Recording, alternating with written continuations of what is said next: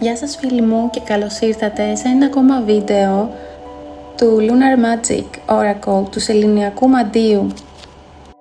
Φίλοι, αυτό το βίντεο, το σημερινό, είναι κάτι τελείως διαφορετικό από ό,τι έχουμε δει μέχρι τώρα. Σε αυτό το βίντεο, φίλοι μου, δεν θα έχω κάποια πρόβλεψη. Θα δούμε πώς μέσα από τις κάρτες των ταρό μπορούμε να αναγνωρίσουμε τους νάρκισσους.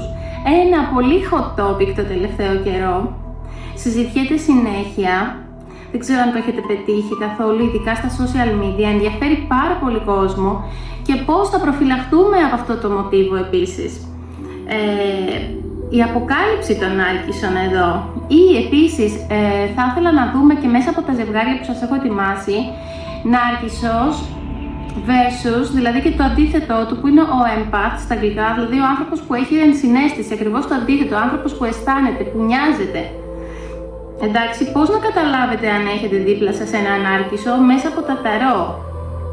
Η ψυχολογία του ναρκισσισμού μέσα από τα αρχέτυπα του ταρό, μέσα από τον Carl Jung, πώς να αναγνωρίσουμε τους νάρκισσους και τους ανθρώπους με ενσυναίσθηση, όπως επίσης πώς μπορούμε να βρίσκουμε και να ανακαλύπτουμε τα ψυχικά μοτίβα με βάση τα στοιχεία κιόλας που μας δίνουν οι κάρτες μέσα από το pattern που μας περιγράφει εδώ. Έχετε αναρωτηθεί ποτέ, φίλοι, αν οι άνθρωποι που έχετε δίπλα σας αγαπούν αυθεντικά ή απλώς καθρεφτίζουν πάνω σας τις δικές τους ανάγκες? Τα ταρό, φίλοι μου, δεν είναι απλώς ένα εργαλείο πρόβλεψης. Είναι ένας χάρτης της ανθρώπινης ψυχής και των αρχετύπων της. Σήμερα θα δούμε πώς αποτυπώνονται στις κάρτες δύο εντελώς αντίθετοι τύποι ανθρώπων, ο νάρκισσος και ο άνθρωπος με την ενσυναίσθηση ή αλλιώς empath, άνθρωποι με πολύ βαθιά ενσυναίσθηση. Αλλά πριν πάω σε αυτό, επειδή μπορεί κάποιοι να μην γνωρίζουν τι σημαίνουν αυτοί οι όροι που ακούμε σήμερα συνέχεια. Ο νάρκισσος, φίλοι, είναι το άτομο που έχει μια υπερβολική ανάγκη για θαυμασμό, επιβεβαίωση και προβολή του εαυτού του, ενώ στερείται πραγματικά ικανότητας να νιώσει τον άλλον και ιδιαίτερα να νιώσει τον πόνο των άλλων. Αντίθετα, οι άνθρωποι με ενσυναίσθηση, empath, είναι αυτοί που έχουν την ψυχική ιδιότητα να μπαίνουν βαθιά στη θέση του άλλου, να νιώθουν τα συναισθήματά τους σαν είναι δικά του και να αναζητά την αυθεντική σύνδεση. Καταλάβατε ποια είναι η διαφορά? Και αν το δούμε μάλιστα μέσα από τη ματιά του ψυχολόγου Carl Jung, ο νάρκισσος είναι ένας άνθρωπος παγιδευμένος στην περσόνα του, εντάξει, δηλαδή στην κοινωνική του μάσκα και στην ανάγκη του να τρέφει ένα διωγγωμένο, αλλά στην πραγματικότητα εύθραστο εγώ, έχοντας θάψει τη σκιά του. Από την άλλη, οι άνθρωποι με συναίσθηση είναι εκείνοι που έχουν αναπτύξει τη λειτουργία του συναισθήματος σε ανώτερο βαθμό, οπότε είναι σε επαφή με το συλλογικό ασυνείδητο και αναζητούν την αληθινή εξατομίκευση. Σήμερα, φίλοι, θα χρησιμοποιήσουμε 4 ξεκάθαρα ζευγάρια καρτών σε πλήρη αντίθεση για να δούμε πώς αυτά τα αρχέτυπα εμφανίζονται στη ζωή μας, στην καθημερινότητά μας, στα ρηξίματα που μπορεί να κάνουμε, ξεκινώντας κάθε φορά από το φως της ενσυναίσθησης και περνώντας αμέσως στο σκοτάδι του ναρκισσισμού. Πάμε να τα δούμε ένα-ένα. Λοιπόν, το πρώτο ζευγάρι, φίλοι μου, αντιθέτων, εδώ έχουμε τη βασίλισσα των κυπέλων, βασίλισσα των κυπέλων και ενσυναίσθηση εδώ, ενσυναίσθηση, και απ' την άλλη έχουμε το βασιλιά των ξυφών, εντάξει, versus ψυχρή λογική, ενσυναίσθηση, συναισθηματική ασφάλεια, και το αντίθετο εδώ είναι ο βασιλιάς των ξυφών, φίλοι μου. Για να δούμε την αρχετυπική ερμηνεία. Η βασίλισσα των κυπέλων, φίλοι μου, το αρχέτυπο της τροφού και της θεραπεύτριας, αντιπροσωπεύει τον άνθρωπο που λειτουργεί ως ψυχικό σφουγγάρι. Νιώθει τα συναισθήματά σου πριν καν τα πεις, προσφέροντας απόλυτη αποδοχή και συναισθηματική ασφάλεια για όσους είναι γύρω της. Απ' την άλλη, ο βασιλιάς των ξυφών, με την αρχετυπική ερμηνεία εδώ, η διαστρεβλωμένη όψη του κριτή, φίλοι μου, δείχνει έναν άνθρωπο με απόλυτη συναισθηματική ψυχρότητα. Σας έχει τύχει κάτι τέτοιο? Χρησιμοποιεί τον λόγο και τη διάνοια ως όπλο για να σε μειώσει συχνά, να σε επικρίνει και να εφαρμόσει το λεγόμενο gaslighting, κάνοντάς σας ή μας κάνει να αμφιβάλλουμε για τη δική μας αντίληψη, να αμφιβάλλεις για τη δική σου αντίληψη. Σας έχει τύχει ποτέ κάτι τέτοιο? Μετά έχουμε το μάγο ανάποδο και το 6 των κυπέλων. Τα αντίθετα πάντα βλέπουμε, έτσι. Τι έχουμε εδώ, φίλοι μου? Είναι η άδολη αγάπη, χωρίς δόλο δηλαδή, χωρίς κάτι να περιμένει πίσω, versus ενάντια στο χειραγωγό. Να ξέρετε, όταν ο μάγος βλέπουμε να πέφτει μάγος ανάποδα, σημαίνει χειραγωγός και συμπεριφορά που χειριστική. Εντάξει. Και υπάρχει και αρκετό σκοτάδι όσον αφορά τις προθέσεις και το πώς συμπεριφέρεται, το τι θέλει από μας.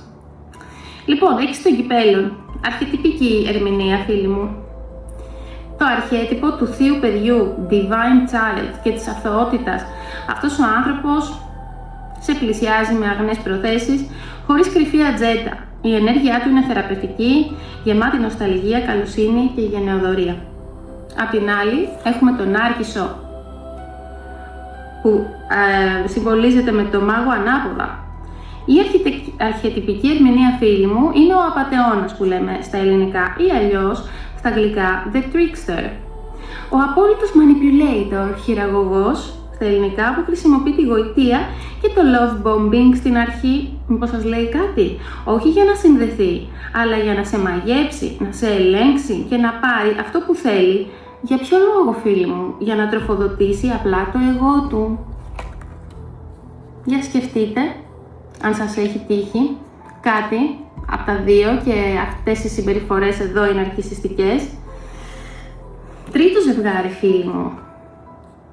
Τι έχουμε εδώ? Έχουμε το 2 των κυπέλων, την απόλυτη αγάπη, ισότιμη σύνδεση, versus ενάντια στο 5 των ξυφών, φίλοι μου, το οποίο χαρτί τι συμβολίζει? Τη νίκη με κάθε κόστος. Όπως γνωρίζουμε, το 2 των κυπέλων, μία από τις πιο όμορφες, από τις πιο ωραίες κάρτες των ταρό. Το αρχέτυπο των εραστών και της ιεράς συζυγίας, δηλαδή άνιμα και άνιμους, σε αρμονία. Δείχνει έναν άνθρωπο όταν μας πέσει, που επιζητά την ισότιμη αμοιβαία ανταλλαγή.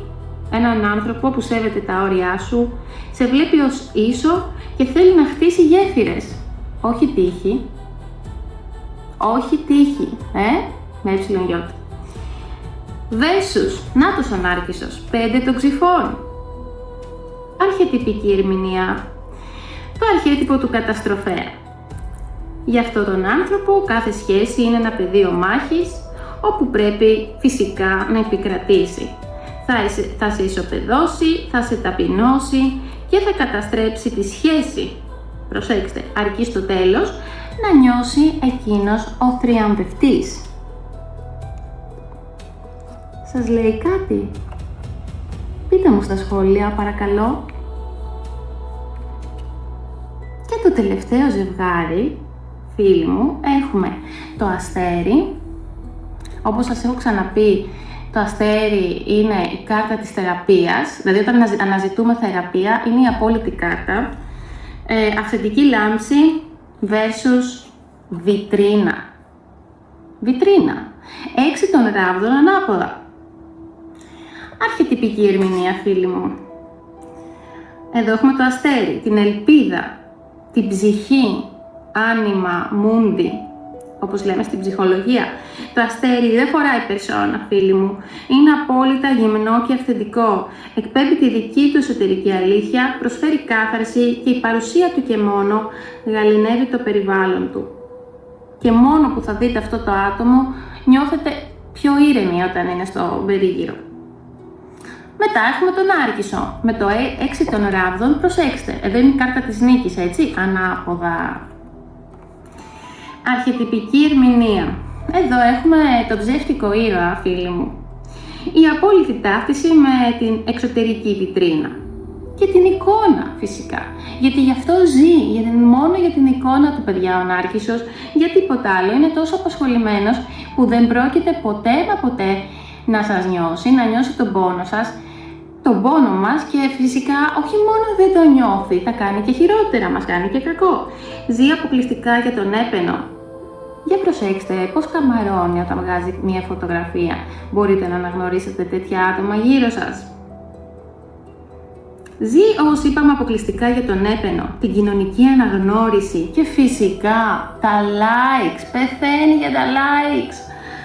Αν κάποιος απειλήσει τη λάψη του Νάρκισσου, η περσόνα ραγίζει και ξεσπά σε ναρκισσιστική οργή και φθόνο, ίντρικες. Εξαπολύει απέναντί σου κατηγορίες, ότι εσύ φταίς και εσύ αυτό και εσύ εκείνο. Γιατί απειλήθηκε η ψεύτικη λάμψη του και μάλλον κάποιος πρέπει να την πληρώσει και μάλλον αυτοί είμαστε εμείς. Σας έχει τύχει, φίλοι μου, ποτέ κάτι τέτοιο? Να νομίζετε ότι ξέρετε ένα άτομο και ξαφνικά αυτό το άτομο μόλις απειληθεί, εσείς δεν έχετε εντωμεταξύ καμία ιδέα, δεν έχετε καταλάβει τι συμβαίνει, να αρχίσει να σας κατηγορεί από πουθενά, σε σημείο ταπείνωσης, σε σημείο προσβολών η μία μετά την άλλη. Και λες, αυτό το άτομο δεν είναι στα καλά του. Έλα όμως που είναι Νάρκισσος. Αυτές οι συμπεριφορές, φίλοι μου, πρέπει να μάθουμε όλοι μας να τις αναγνωρίζουμε κατευθείαν. Γιατί ο Νάρκισσος με το που θα ξεσπάσει, γιατί όταν ξεσπάσει γίνεται θύελλα, ο άλλος δίπλα του μένει κάγκελο που λέμε. Δεν ξέρει από πού έχει έρθει, Μην σπάσει η μάσκα, εντάξει. Αυτό που θέλει να παρουσιάσει, η ψεύτικη βιτρίνα, όπως σας είπα, εντάξει, αφού ζει αποκλειστικά από τον έπαινο. Φίλοι μου, αυτά τα ζευγάρια τα έδωσα ακριβώς για να δούμε και για να δείτε όλοι πράγματα και μοτίβα που μπορεί όλοι να έχουμε ζήσει κάποια στιγμή και αναγνωρίσει στην καθημερινότητά μας και πολλές φορές να έχουμε πέσει από τα σύννεφα με ανθρώπους. Εδώ το ταρό, φίλοι, δεν μας δείχνει απλώς χαρακτήρες.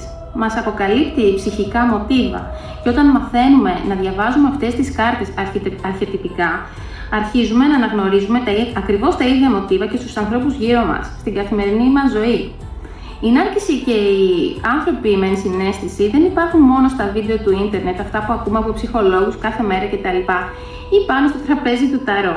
Υπάρχουν στις σχέσεις μας, στις φιλίες μας, στις συνεργασίες μας.